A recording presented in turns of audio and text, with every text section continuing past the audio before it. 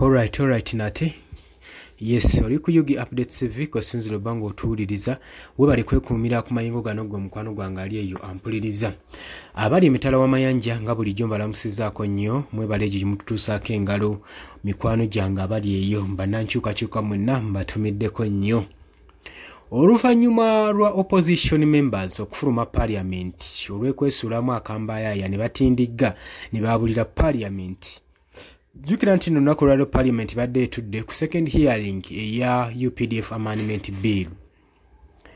Naye oluvannyuma lw'ababaka bano okufuna mu meeting olunaku olw'eggulo basazeewo basalewo ne kibasazeewo mu meeting y'eggulo ne bakwata ekkubo ne bafuluma parliament era nga bagenda mu maaso n'okulumiriza gavumenti oba ne speaker Anita Among ku bino wammanga.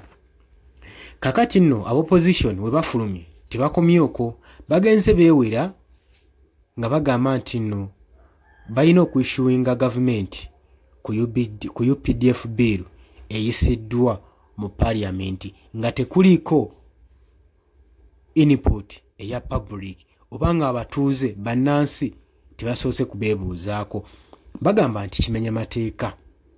Oli ku Yugi Updates TV kwa sinziro bango otuuliriza nkujjukiza gwa tannatweyungako okkirire wansi waliwo ekigambo subscribe kikoneko ojja kubanga olaba ekigambo ekyo naye teweerabirako na mukadde akadde ako ke kakuyambako okubanga ofuna notification message singa tokoona mukadde ako wandiyinza obutaddamu tulabako ku monitor yo okugwe mukwano gwange ali eyampuliriza gwe kyoba otukolera kiri kintu kimu kyokka kyokka kukoona mukadde subscribinga tujja kubanga tugenda mu maaso n'okubanga tukuweereza information eya ddala. Amendment bill eno eya UPDF wandyebuuza waki gavumenti egenda mu maaso n'ogisindiikiriza ennyo, waki egitaddemu amaanyi, waki egiprovidinzeko obudde bwayo bwonna bwonna, olowooza nsonga ki? Kati no kankubuulire munnange, amendment bill eno singa abanga eyisibiddwa mu parliament eya UPDF neewa bulungi omwaganya eggye lino erya Uganda People's Defence Force mujja kubanga mukajjuutuka. Kubanga abantu baali beebuuza nti balabanga bo nga poliisi n'ekitongole eky'amagye mbw ab'amagye bakkakkamu nnyo okusinga abapoliisi. Lwaki baali boogera bwe batyo nti abapoliisi bagenda mu maaso n'okuinteractinga n'amagye aga Uganda bagenda mu maaso n'okuinteractinga n'abantu ba bulijjo mu societies ekitali ku magye, kubanga amagye tegaweereddwa mwaganya ogwo kusobola kujja nga gagenda mu maaso n'okuinteractinga mu bantu mu basiviliani. Yensonga lwaki oyinza okulaba nti nno ab'amagye baba bakkakkamu nnyo okusinga abapoliisi. Kakati ngezaako kunnyonnyola etteeka lino mwaganya ki gwe lisobola oteeka ku b'amagye. Kitegeeza bagenda tandika okuinteractinga n'abantu ne basiviliani era ojja tandika okulaba obubi bw'amagye. Wabula etteeka lino nga wenkugambye nti bwe baliyisiddwa mu parliament ligenda kuwa gavumenti eno omwaganya oba amagye omwaganya okusobola okulaba nga bagenda mu maaso n'okuliisa bannansi akakanja naddala bwe bataagala abali ku ludda olubavuganya. Ekyo olina okitegeera. Era singa liyisibwawo eriti ojja laba etteeka bwe litandika okukola mu ggwanga Uganda anti ojja kuba tuyingidde martial law. Ekyo njagala okutegeeza. Era y'ensonga lwaki olaba nga opposition bagenze ne bagala tetugala kujjumbira kusalawo kwammwe kuno. Lwaki bagana? Balina ensonga zaabwe ze bawadde nga bo abaka ba parliament ba honorable MPs ab'opposition. Era ze zino ensonga zengenda okubanga nkuwa ze batuwadde opposition members mu parliament eya Uganda basazeewo okufuluma ne batindigga ne basulamu ne beesuulamu akambaayaawo ne bafuluma ne bateekinga ekikolwa legal action eri gavumenti. Bagamba nti nno bagenda kukola legal action eri gavumenti, bagenda basuwinga mu kooti. Lwaki bagamba bwe batyo?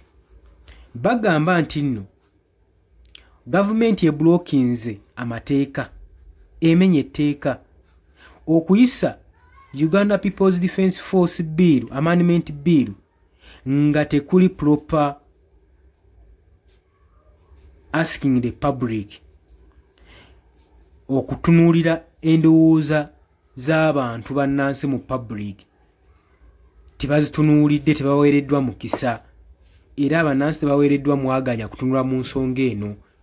Bo basazeewo busazi kuyisa tteeka lino kubanga baagala liyite, so nga wadde balina okwebuuza ku bannansi, ku bantu ba bulijjo, ne bawulira opiniyoni zaabwe, ne bawulira enteesa yaabwe, ne bawulira endowooza zaabwe.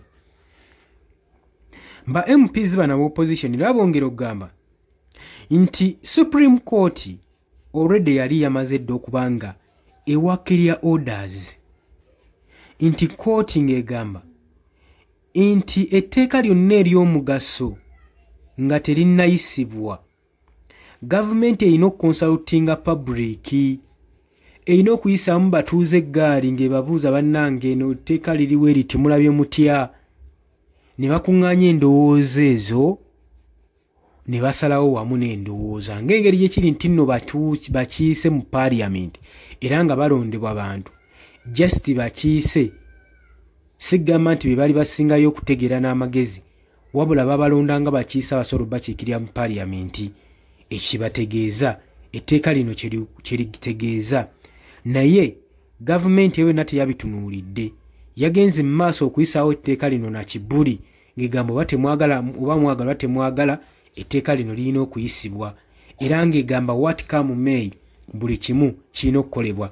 Era y'ensonga lwaki owalaba nga bagaba n'omusimbi ogwali mu bukadde 10,000 nga babugabira ababaka ba parliament, newankubadde abamu bakiraiminga nti tebamanyi mayitire ga ssente ezo era ne woofiisi yali ezigaba tebamanya gyetuula, naye nga kigambibwa ssente zino zaagabibwanga kiro era ababaka baagendangayo mu kasoobo ne bakwata ebibaasa n'ebibaasa.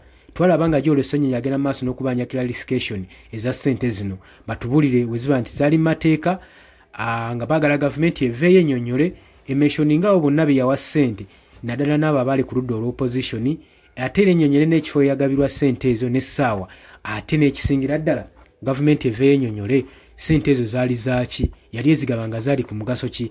Naye kaakati kuno we tutegeera omugaso gwa ssente ezo gwali gwa kupushinga ababaka bano aba parliament basobole okubanga bajjamu enta mu kukugira etteeka lino obutayisibwa, baliwo omwaganya liyitewo nga bye baagala era kyaddaaki bamaze ne bakituukirira. Abo abaatwala omusimbi gwa Mwami Yoweri Kaguta Museveni era olabira ddala nga be bafuuse ensonga mu amendment bill eno erya UPDF okusobola okulaba okubanga liyisibwa. Kati nno Joel Ssennyonyi n'abopozitioni banne bagamba nti etteeka kitegeeza nti abantu balina okubeera nga beenyigira, balina okuba nga baweebwa chance okusheyalinga opinions zaabwe, endowooza zaabwe ne idea zaabwe naddala ku nsonga ekwatagana ne ku kintu ekigenda mu maaso n'oku affectinga directly, nga kiba affectinga directly abatuuze. Ekintu kyonna kasita kibeera nga kya affectinga nga kikosa abatuuze bannansi directly, balina okuba nga bagetinga involved, nga bateekamu endowooza yaabwe, nga bateekawo ideas zaabwe okusobola okulaba ekintu kino kikolebwe oba tekikolebwa.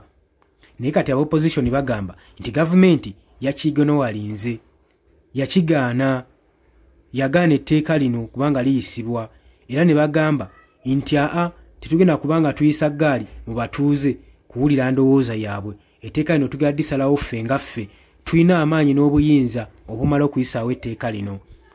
Okusinziira ku opposition, ba MPs bagamba UPDF amendment bill eno yapushingiddwa mu parliament mu bwangu nga tesoose kubanga eweebwa mwaganya.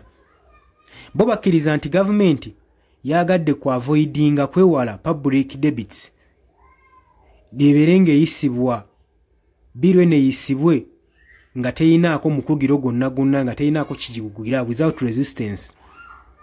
Bill eno erimu chance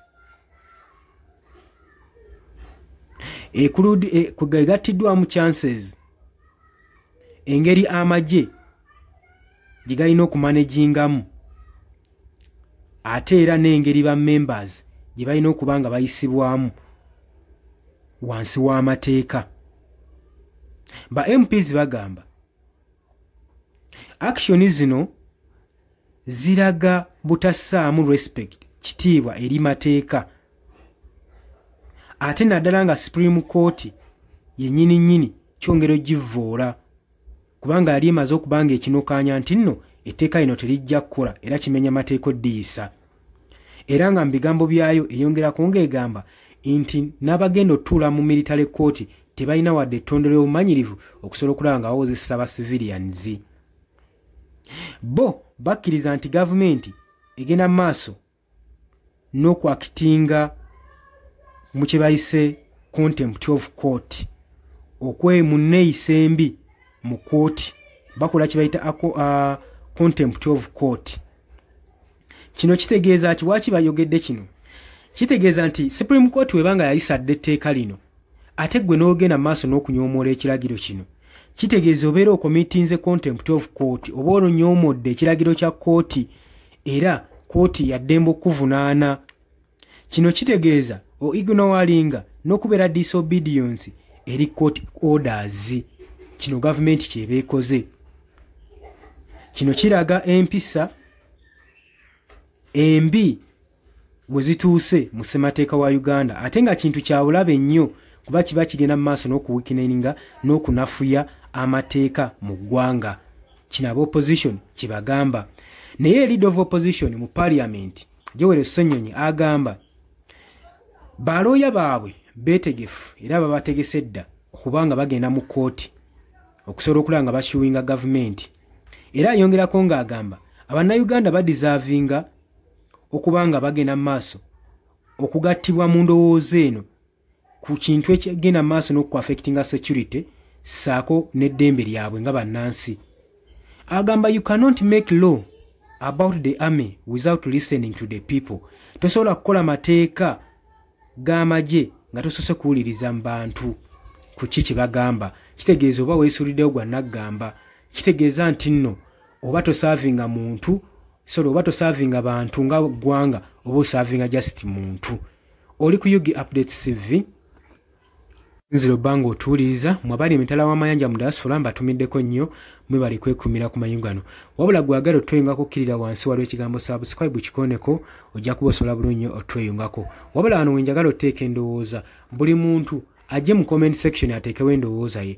Golowooza lwaki gavumenti egaanye okubanga egenda mu maaso n'okuyita mu batuuze mu bannaggwanga okuwuliriza endowooza yaabwe ne ideas zaabwe baziteeke ku amendment bill eno, kyokka ng'etteeka likosa bo. Lwaki tebaagala kuwuliriza ndowooza z'abantu? Lwaki tebaagala kukola drive mu batuuze mu civilian okuwuliriza endowooza eno? Olowooza ki kye batya? Lwaki baagala okuyisaawo biiro eno nga terina mukugiro yadde? Njagala otubulira ensonga egende kubanga ekyekweseemu nze ku lwange nga wendaba nze ndabanga abaagala okuyisaawo ekintu eky'amaanyi naddala ku ntebe ey'obukulembeze. Nabwe jangu mu comment section. Mbaagala nnyo, mbaagaliza olunaku olulungi. Mweraba.